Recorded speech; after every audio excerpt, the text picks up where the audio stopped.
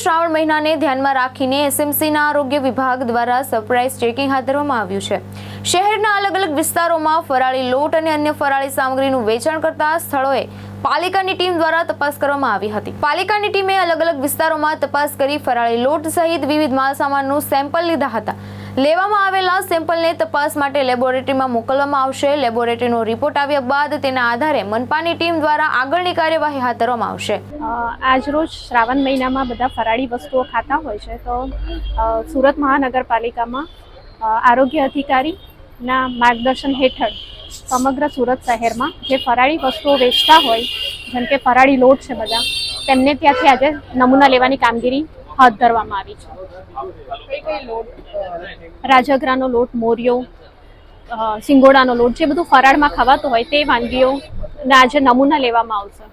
નમૂના લીધા બાદ રિપોર્ટ ક્યારે આવશે? રિપોર્ટ આમ તો 14 દિવસમાં હોય છે ફૂડ સેફ્ટી સ્ટાન્ડર્ડ એક્ટના નિયમ પ્રમાણે, પણ જેમ બને એમ જલ્દી રિપોર્ટ આપશે। શું કાર્યવાહી કરવામાં આવશે? જો ધારાધોરણ મુજબ ફૂડ સેફ્ટી સ્ટાન્ડર્ડ એક્ટના ધારાધોરણ મુજબના નહીં મળે તો તેમના પર ફૂડ સેફ્ટી એક્ટ પ્રમાણે કામગીરી કરવામાં આવશે। ભાવેશ ઉપાધ્યાય, દ્રષ્ટિકોણ ન્યૂઝ, સુરત।